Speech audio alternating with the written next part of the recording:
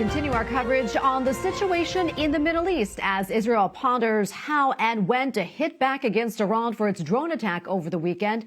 European allies, including the United Kingdom, Germany, and France, are all urging Israel not to retaliate against Tehran. Meantime, the United States is also advising Israel not to respond militarily, and if it does, Israel, it says, will have to go it alone. This despite what the Biden administration describes as its ironclad relationship with Israel. And joining us now is Robert Murrett, professor of international affairs at Syracuse University and a retired Navy intelligence officer. Professor, good to be with you today, and thank you for your service. Iran's attack on Israel, it really didn't come as a surprise, as Tehran had been warning that it would strike. That said, it was the first time that it directly launched an attack from Iranian territory. What does this tell you? Well, it tells us that, we have to be very concerned about the potential for an escalation throughout the region. And as you alluded to earlier, the Israelis have already said that they will retaliate in some fashion, although it's unclear the extent to which they would do so, whether it would be very selective and, narrowly defined or something more extensive than that. We'll find that out in the days and weeks ahead. Yeah, we will for sure. Fortunately, the drone attack was mostly thwarted by Israel's air defense system and with the help of the U.S. and other allies. Still very significant what happened. Talk to us about how Iran was able to stage these attacks, and what about their capabilities in the future?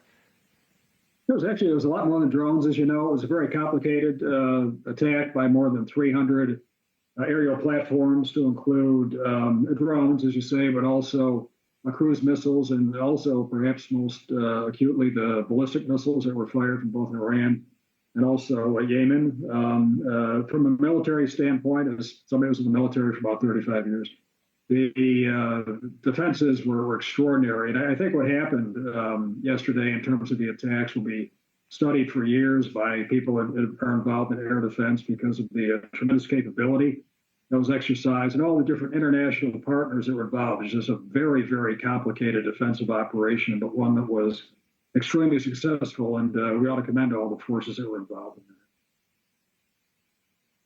that. Yeah, and Robert, as we know, Israel said it will do something. We just don't know when that will be and what exactly will happen, how they are going to respond to Iran. But how do you think they should respond? What do you think they should be doing?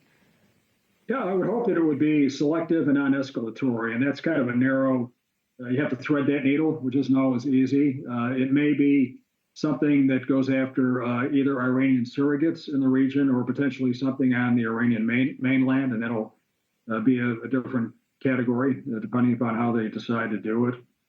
We would hope that it would be something that would allow the Israelis to have some kind of response, but at the same time, kind of, not result in an additional tit for tat and an open-ended back and forth between the two countries, especially because of all the interest that we and all the other countries that are our allies in the region have, like the Jordanians, the Gulf states, the Saudis, and so on and so on. The Iraqis, who you mentioned, were represented here in Washington today. So we have a lot of interest in other friends in the region. We have to look after Israel, certainly, but we would hope for something that would be non-escalatory.